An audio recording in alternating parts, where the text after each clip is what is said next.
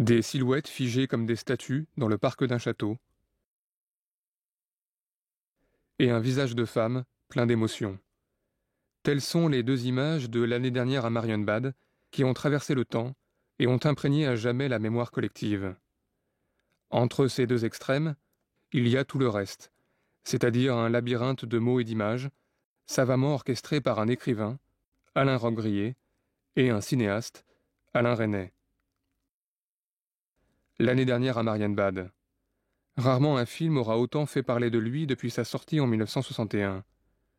Qu'il soit considéré comme un pensum prétentieux ou comme une révolution esthétique, l'année dernière à Marienbad est l'un des rares films réellement mythiques de l'histoire du cinéma. Même après les nombreux commentaires suscités depuis sa sortie, le film de Resnais et Robbe-Grillet se présente encore aujourd'hui comme un puzzle complexe, un dédale certes intimidant, mais dans le même temps particulièrement accueillant. Alors, plus de 40 ans après, plongeons à notre tour dans le labyrinthe, quitte, bien évidemment, à nous y perdre.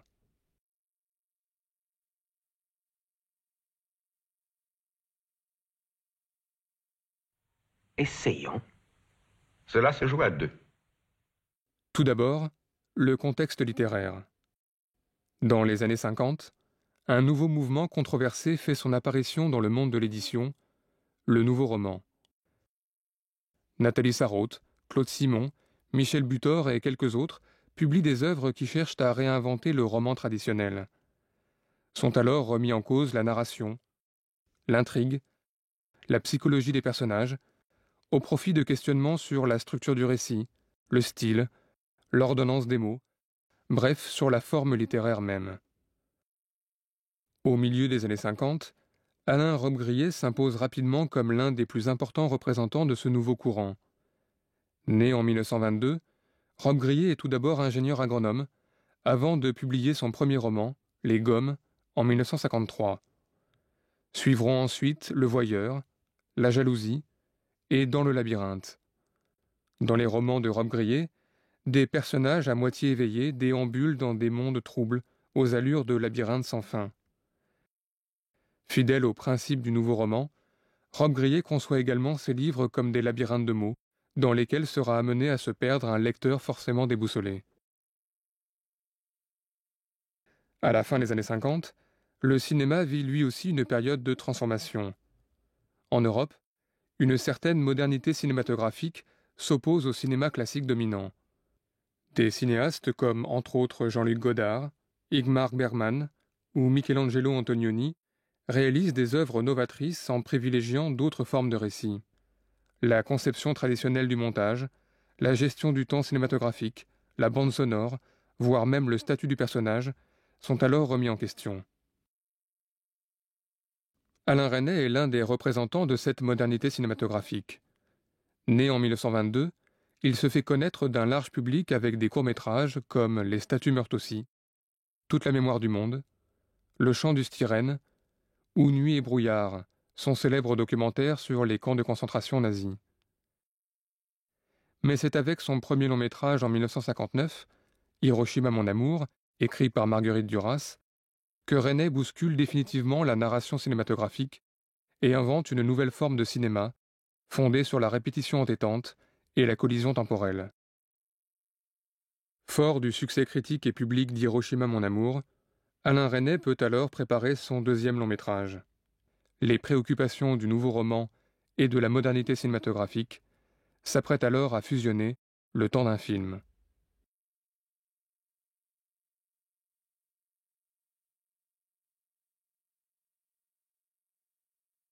Cela se joue à deux. Les cartes sont disposées comme ceci. Au tout début des années 60, Alain Resnais développe plusieurs projets. Un scénario écrit en collaboration avec Jean Quérol, qui deviendra Muriel ou le temps d'un retour, et une adaptation de la bande dessinée Harry Dixon. Ces projets sont mis de côté lorsque deux producteurs, Pierre Courreau et Raymond Froment, proposent au cinéaste de rencontrer Alain Robbe-Grillet.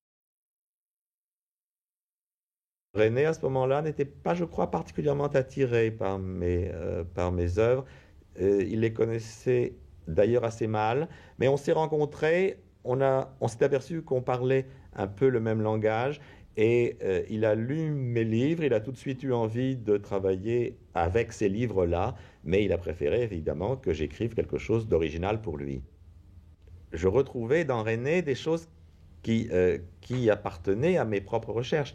Euh, une certaine raideur, euh, un certain cérémonial, euh, un certain irréalisme aussi, qui faisait que René était beaucoup plus préoccupé, comme moi, d'assurer la mise en scène d'un spectacle plutôt que de raconter une histoire sur le mode du réalisme traditionnel.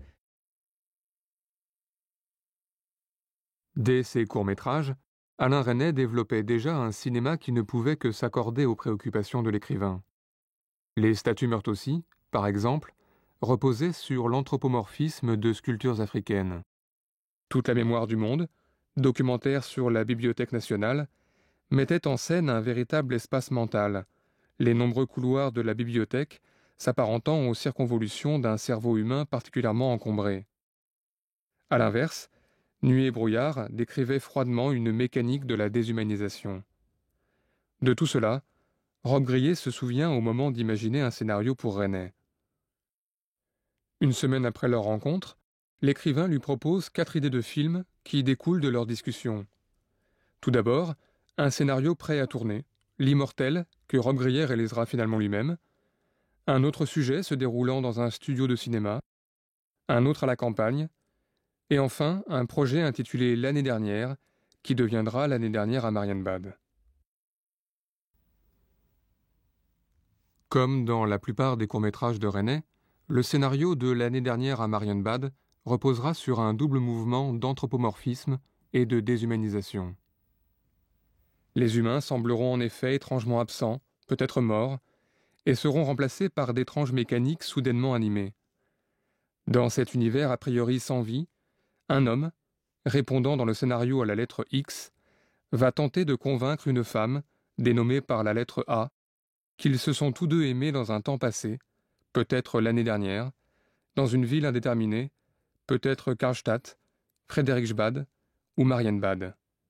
Mais la jeune femme ne se souvient pas de cette rencontre, qu'elle nie obstinément. Comme dans les films précédents de Resnais, Marienbad va également décrire l'effritement d'une mémoire de plus en plus friable. Dans Nuit et brouillard, Resnais et Jean Quérol décrivaient l'horreur des camps de concentration pour ne pas oublier. Dans Hiroshima mon amour, la tragédie d'Hiroshima se présentait cette fois comme une présence discrète, une toile de fond, rythmant une histoire d'adultère. Dans L'année dernière à Marienbad, Resnais et Robbe-Grillet achèvent ce processus d'érosion du réel. Les personnages seront ici définitivement coupés de tout contexte, comme hors du monde. Dans L'année dernière à Marienbad, la grande histoire ne s'effrite pas, elle a complètement disparu, et depuis longtemps. C'est à la mi-juillet de l'année 60 qu'Alain Robbe-Grillet achève définitivement l'écriture du scénario et qu'il le soumet à Alain Resnais. Vous savez que dans Marienbad, j'ai fait plus qu'un scénario, j'ai fait ce qu'on appelle un découpage, c'est-à-dire que j'ai décrit un film plan par plan, presque image par image, avec le montage déjà prévu, etc.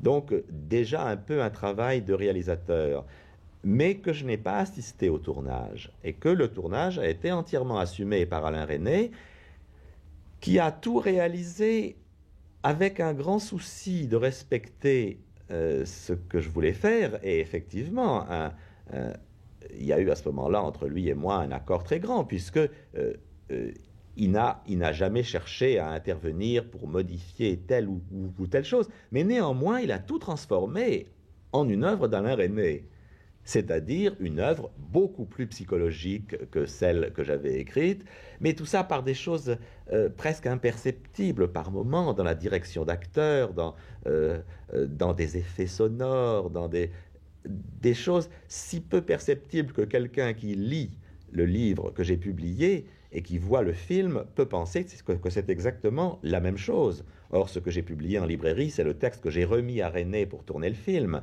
Donc, ça ressemble effectivement beaucoup, et en même temps, c'est très différent. Comme pour Hiroshima mon amour avec Emmanuel Riva, Resnais cherche une actrice issue du théâtre pour incarner le rôle féminin écrit par Rob Grillet. C'est en 1959, à New York, que Resnais rencontre pour la première fois Delphine Seyrig. Elle joue alors un rôle dans la pièce d'Henrik Ibsen, Un ennemi du peuple. Resnais songe à lui donner un rôle dans son adaptation d'Harry Dixon. Le projet ayant avorté, il décide finalement de confier à Delphine Seyrig le rôle sans nom de l'année dernière à Marienbad. C'est son premier vrai rôle au cinéma. Vous savez que, comme pour Hiroshima, Resnais a enregistré la voix de l'auteur. Là, il avait enregistré tout le texte des dialogues avec ma voix. Et je reconnais cette voix chez tous les hommes, pas chez Seyrig. Il y a un des acteurs masculins, Albert Tazzi, qui m'avait raconté après qu'il se sentait un peu frustré pendant le tournage parce que Resnais leur faisait entendre ma voix, comme s'il s'agissait seulement de la reproduire, alors que Seyrig, il la dirigeait personnellement et il ne lui faisait pas du tout entendre ma voix. Bien qu'il ait réalisé le film en respectant scrupuleusement ce que j'écrivais, le personnage de Seyrig est Resnais. La distribution du film est complétée par le comédien italien Giorgio Albertazzi et par Sacha Pitoeff, un autre acteur issu du théâtre.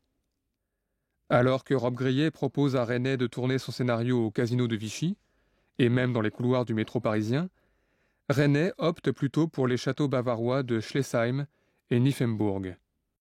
Le tournage commence en Allemagne au début du mois de septembre et s'achève en octobre. Il est ensuite complété en studio à Paris au mois de novembre. Le tournage aura duré 59 jours. Une fois le montage terminé, le film est montré aux distributeurs, lesquels, décontenancés par le résultat, décident de ne pas le sortir sur les écrans. Commence alors, pour l'année dernière à Marienbad, une carrière clandestine. Resnais et Rob Grillet organisent des projections privées pour des personnes influentes. André Breton, à qui le film devait à l'origine être dédié, est l'un des tout premiers à voir Marienbad, mais il déteste le film. D'autres projections seront organisées pour Jean-Paul Sartre, Alberto Giacometti, Cocteau ou encore Antonioni.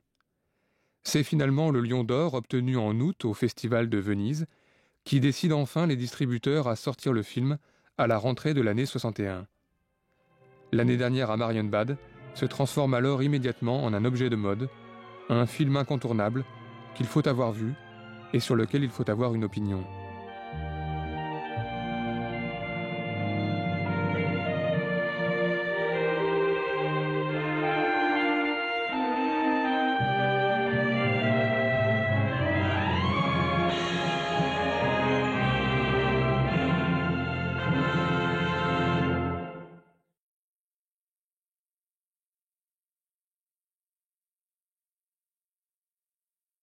Il suffit d'en prendre un nombre impair.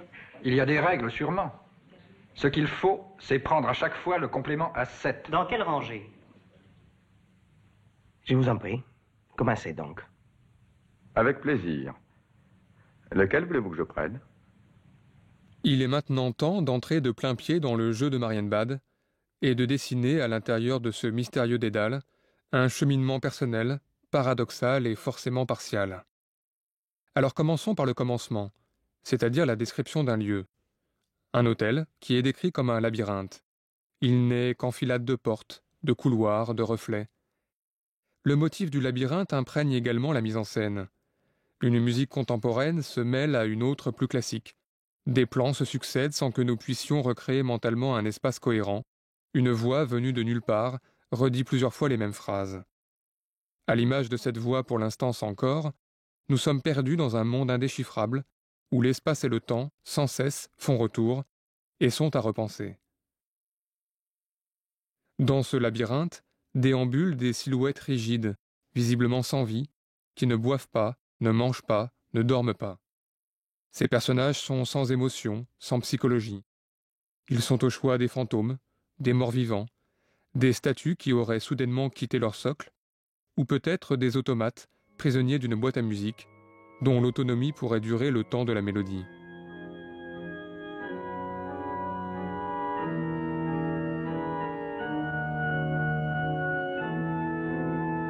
Obéissant à un mystérieux signal, les statues et les pantins vont donc profiter de la nuit pour se réveiller, s'animer comme par enchantement. Tous ces personnages semblent également dépourvus d'imagination. Leurs faits et gestes, leurs discussions, découlent visiblement de la pièce de théâtre qui ouvre le film. Les décors extérieurs sont des déclinaisons des tableaux accrochés au mur. Tous ces personnages ne font que recopier machinalement des histoires et des décors préexistants qu'ils viennent tout juste d'intégrer.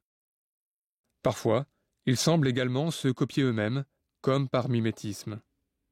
Prisonniers, ces automates à la faible autonomie font donc ce qu'ils peuvent, c'est-à-dire pas grand-chose. Ils vivent pour de faux en imitant leurs modèles, des humains absents, peut-être morts, ou plus sûrement endormis dans des chambres interdites à nos regards. Ils font semblant de jouer à un jeu aux règles pipées, ou de s'intéresser à des discussions vides de sens, qu'ils répètent comme des robots.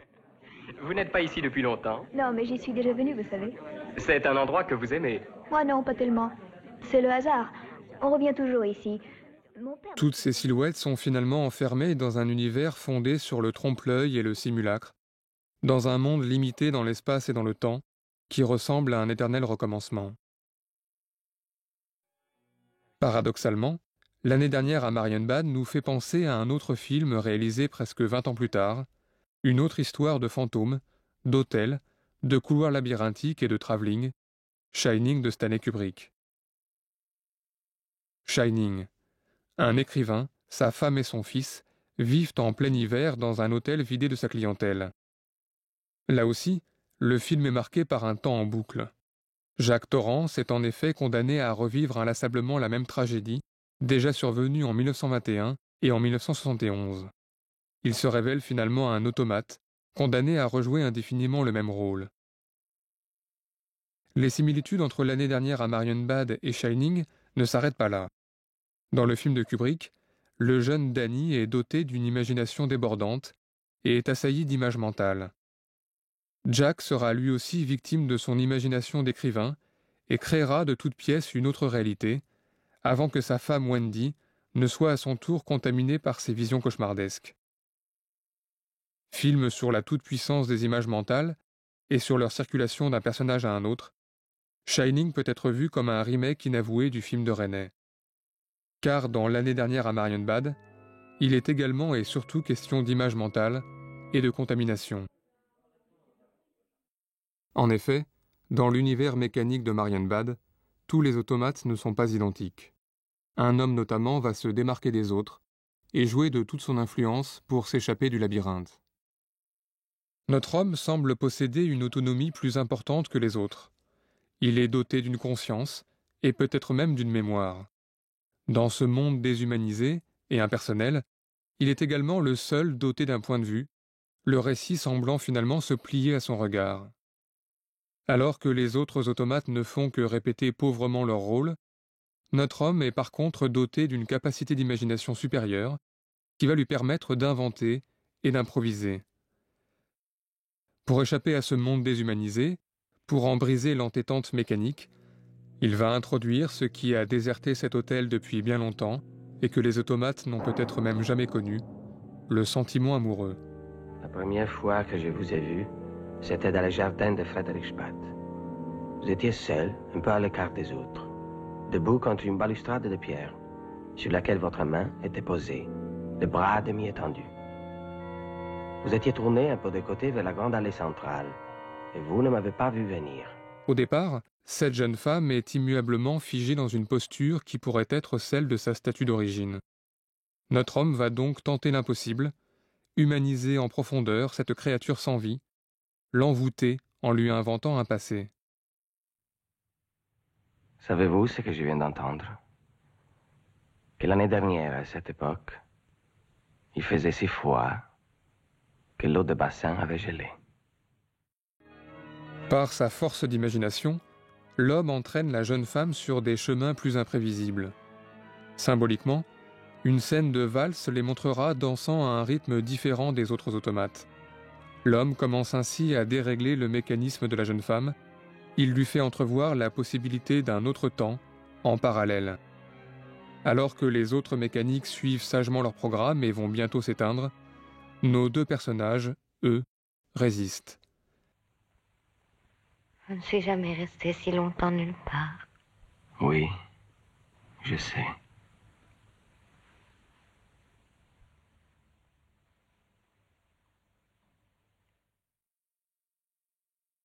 Bientôt, la jeune femme ne parvient plus à contenir son trouble. Elle ne peut plus retenir des larmes qui coulent sur son visage de marbre.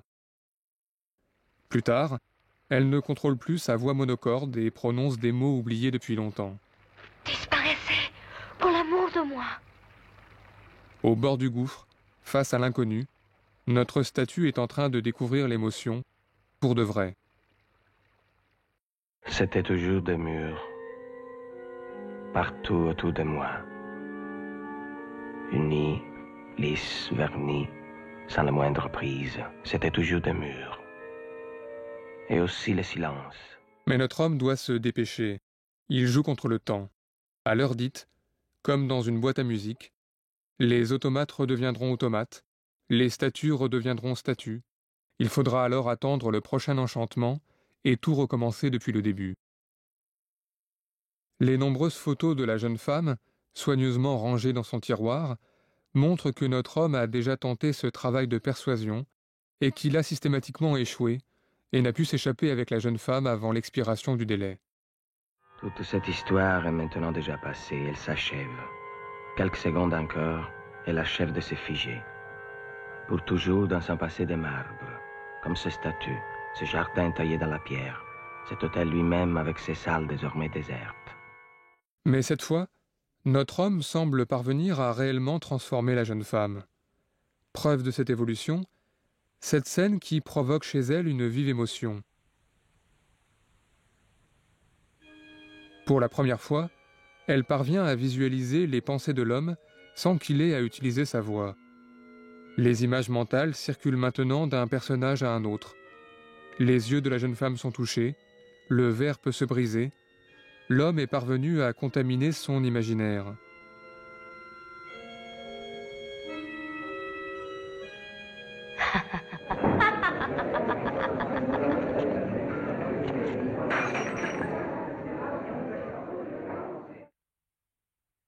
Puis, vers la fin du film, un autre moment de bascule.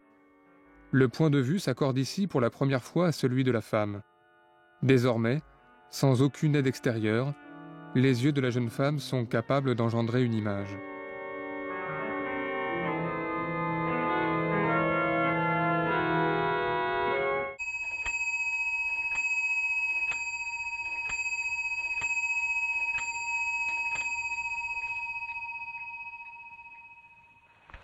Ayant brisé la glace, fendu le cœur de pierre,